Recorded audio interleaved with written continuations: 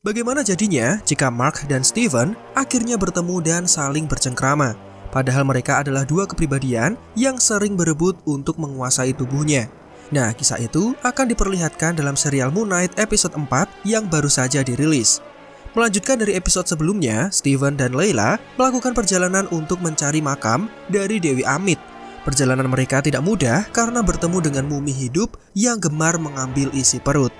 Selamat datang di channel Marvel Indo, dan berikut adalah alur lengkap dari serial Moon Knight episode 4 yang berjudul Makam. Seperti biasa, silakan klik tombol subscribe-nya bagi yang belum dan nyalakan lonceng notifikasinya agar kalian menjadi yang pertama tahu tiap kali kami memposting video terbaru. Jika sudah, berikut adalah video selengkapnya.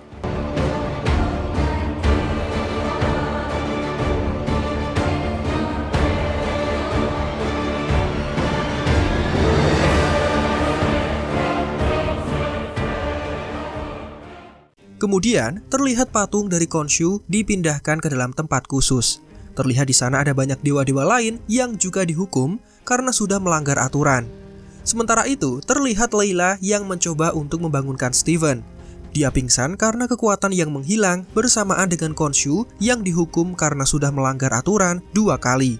Pasukan Arthur yang membuntuti mereka kemudian sampai, dan Layla kemudian berlari untuk bersembunyi, meninggalkan tubuh Steven yang dikira sudah tewas oleh pasukan Arthur. Layla kemudian mengambil flare atau suar untuk memancing bawahan Arthur, dan ketika mereka mendekatinya, Layla mampu meledakkan mobil itu bersamaan dengan Steven yang sudah sadar. Kemudian, keduanya melanjutkan perjalanan untuk menuju makam dari Dewi Amit. Di tengah perjalanan, Layla meminta Steven untuk menyerahkan tubuhnya kepada Mark, karena misi kali ini pasti akan berbahaya dan Mark satu-satunya orang yang bisa membantu misi kali ini. Namun, Steven menolak karena dia menganggap dengan kepergian Khonshu, maka Mark juga pergi dan tidak lagi mengganggunya. Mereka akhirnya sampai di lokasi, dan karena jalurnya tidak memungkinkan untuk dilewati mobil, maka keduanya memutuskan untuk berjalan kaki. Sebelum masuk, mereka terlebih dahulu mencari perbekalan di dalam tenda-tenda yang sudah didirikan. Pada momen ini, Mark meminta Steven untuk menyerahkan kendali tubuhnya. Menurut Mark, sekarang mereka sudah kehilangan Khonshu, yang berarti mereka sudah kehilangan kostum dan kekuatan supernya. Jadi akan sama saja dengan bunuh diri jika Steven yang mengambil alih dan menjalankan misi ini. Terlebih ada Layla yang turut serta, dan wanita itu pasti akan terancam nyawanya. Namun Steven tidak mau mendengar perkataan dari Mark dan tetap tidak mau menyerahkan tubuhnya. Kemudian, setelah perbekalan siap, Steven dan Layla bersiap untuk mendatangi makam. Pada momen ini, Steven mengaku bahwa alasan utama Mark menjauhi Layla adalah karena dia tidak mau istrinya dijadikan avatar oleh Khonshu. Maka selama ini, Mark bersikap acuh dan tidak memperdulikan Layla, bahkan ingin menceraikannya.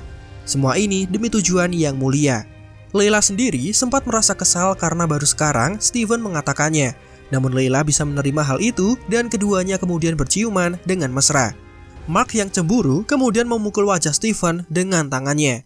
Kemudian Layla turun duluan dan Steven jatuh karena pada dasarnya dia memang bodoh. Setelah sampai, Steven terlihat sangat takjub dengan pemandangan di dalam makam. Sementara Layla membuat simbol unik sebagai penghormatan untuk mendiang ayahnya.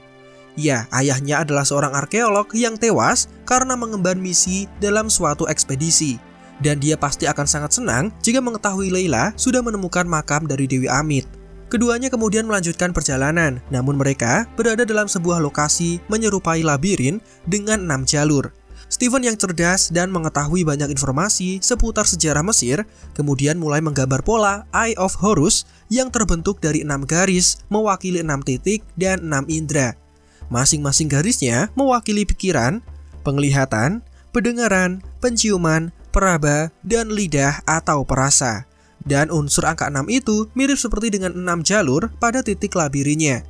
Kemudian mereka melanjutkan perjalanan dan menemukan mumi dari para penjaga Firaun. Dari sini mereka menyimpulkan bahwa avatar terakhir dari Dewi Amit adalah seorang Firaun. Dan di ruangan ini mereka melihat ada darah segar serta potongan-potongan daging yang tercecer di atas meja persembahan. Mereka juga menemukan guci-guci bersimbah darah, dan karena merasa takut, keduanya kemudian sepakat untuk mencari jalan alternatif yang lain setelah melihat tulang belulang dan bekas seretan darah. Steven akhirnya menemukan jalan keluar di pintu atas, Namun mereka dikagetkan dengan suara senapan dari pasukan Arthur yang menembaki sesuatu.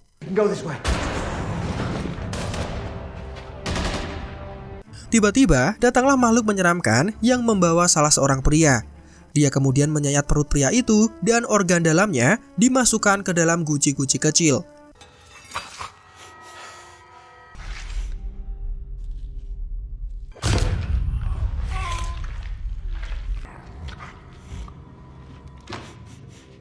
Keberadaan Steven diketahui oleh makhluk itu membuat Layla bisa melarikan diri. Beruntungnya, Steven bisa menimpa makhluk itu dengan lemari dan mereka berdua terpisah di sini. Ketika menyelamatkan diri, Layla dihadapkan dengan jurang. Namun dia tetap memaksa untuk berjalan melewati pijakan sempit yang rapuh dengan sangat berhati-hati. Tiba-tiba muncul tangan dari balik bebatuan membuat Layla menjadi kaget. Sementara itu, terlihat Steven yang sudah menemukan peti sarkofagus yang sangat besar dan mewah. Dia mulai mendekatinya dan ternyata sarkofagus ini adalah milik sang mantan Raja Makedonia alias The Great Alexander. Kembali ke Layla, tiba-tiba muncul makhluk menyerupai mumi yang menyeret tubuhnya ke dalam kegelapan. Beruntung Layla masih selamat dan dia harus bertarung dengan mumi tersebut. Layla menggunakan flare untuk menusuk mata mumi dan melemparnya sampai jatuh ke dalam jurang. Setelah itu, datanglah Arthur yang kemudian mengajak Layla untuk berbicara. Di sini Arthur terlihat mengenal sosok Abdullah El Foley yang merupakan ayah kandung dari Layla. Pembicaraan dari Arthur merujuk pada satu hal yang disembunyikan oleh Mark selama ini. Layla yang penasaran kemudian meminta Arthur untuk mengatakannya. Arthur kemudian menjelaskan bahwa ayah Layla sudah dibunuh oleh tentara bayaran dan Mark adalah salah satu dari mereka. Pada malam itu, Arthur mengetahui ada seorang pria dengan syal berwarna merah bermotif scarab yang meregang nyawa dalam misi ekspedisi. Layla yang mendengar hal ini tentu perasaannya menjadi kacau dan bahkan meneteskan air mata.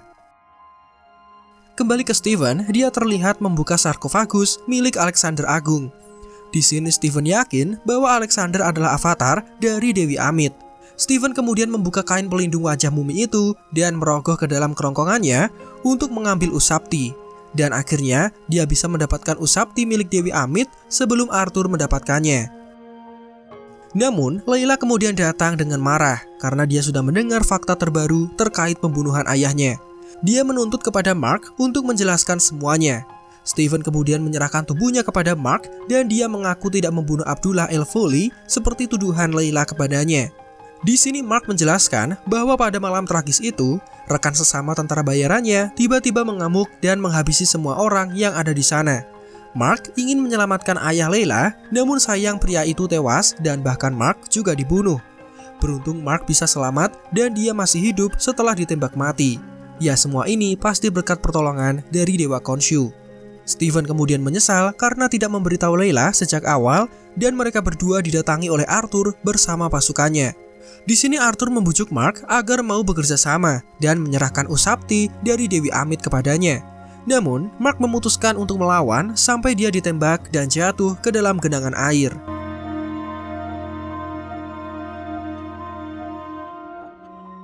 Scene kemudian berpindah memperlihatkan anak muda yang melakukan penjelajahan dengan seorang arkeolog.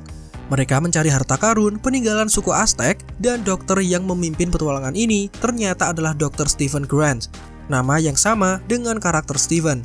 You're Dr. Stephen Grant. Ternyata tayangan itu adalah cuplikan film di TV dan kamera berpindah memperlihatkan ruangan serba putih dengan banyak pasien gangguan mental di sana. Namun anehnya, terlihat ada kesamaan antara kisah Steven dan Mark dengan suasana di dalam rumah sakit jiwa ini. Pertama, terlihat ada Donna yang merupakan kepala museum tempat Steven pernah bekerja dan dia menjadi pasien di sini. Berikutnya ada Cupcake yang mengingatkan kita pada saat Steven kejar-kejaran dengan bawahan Arthur. Dan perawatnya adalah pria bodyguard bawahan Anton Mogart. Terlihat dia menghampiri wanita yang menggambar burung mirip seperti Khonshu. Ada juga petugas yang ternyata adalah agen FBI bawahan Arthur. Dan terlihat Steven dalam bayangan kaca yang juga menjadi pasien di tempat ini. Terlihat pula ikan mas yang sangat familiar bagi kita semua. Dan di sini Layla juga menjadi pasien yang sangat menyukai marshmallow. Dia mendekati Mark dan mengatakan bahwa Mark sudah memenangkan lotre, sementara Mark sendiri terlihat menggenggam mainan berbentuk Moon Knight. Mark yang ingin menghampiri Steven di depannya kemudian terjatuh karena kakinya diikat di kursi roda. Mengingatkan kita kepada kebiasaan Steven yang selalu mengikat kakinya ketika tidur. Setelah itu Mark dibawa ke hadapan pria psikolog yang mirip seperti Arthur. Di sini pria itu mengatakan bahwa Mark baru saja dibius dan efek halusinasinya akan segera menghilang. Sementara Mark melihat ada banyak kesamaan dari benda di sekitarnya dengan kondisinya sebelum kemari. Mark kemudian ingat bahwa Arthur sudah menembaknya dan dia kabur melarikan diri dari sana. Dia masuk ke dalam ruangan untuk bersembunyi, namun dia mendengar teriakan dari Steven yang tertutup sarkofagus. Dua kepribadian itu kemudian bertemu dan saling berpelukan. Keduanya kemudian memutuskan untuk melarikan diri, namun mereka melihat ada satu sarkofagus yang juga bergerak. Meskipun mereka melewatkannya, kemungkinan sarkofagus ini adalah kepribadian ketiga yang belum diungkapkan oleh Marvel Studios. Dengan kata lain, dia adalah Jake Lockley. Kemudian, ketika sampai ke ujung pintu, mereka dikejutkan dengan penampakan Dewi berbentuk kuda Nil alias Dewi Tawaret. Dewi kelahiran dan kesuburan yang berperan sebagai pelindung ibu dan anak. Serial Moon Knight episode 4 kemudian selesai dengan meninggalkan tanda tanya mengenai kelanjutan serial ini. Nah, menurut kalian sendiri, apakah selama ini kisah Moon Knight hanya halusinasi dari seorang pria pasien rumah sakit jiwa? Atau adegan ini hanya ilusi yang diciptakan oleh Arthur Harrow? Silakan tulis pendapatnya di kolom komentar. Demikian yang dapat kami sampaikan, silakan like jika menurut kalian menghibur dan informatif, subscribe bagi yang belum, dan Marvel Indo out, sampai jumpa di video lainnya.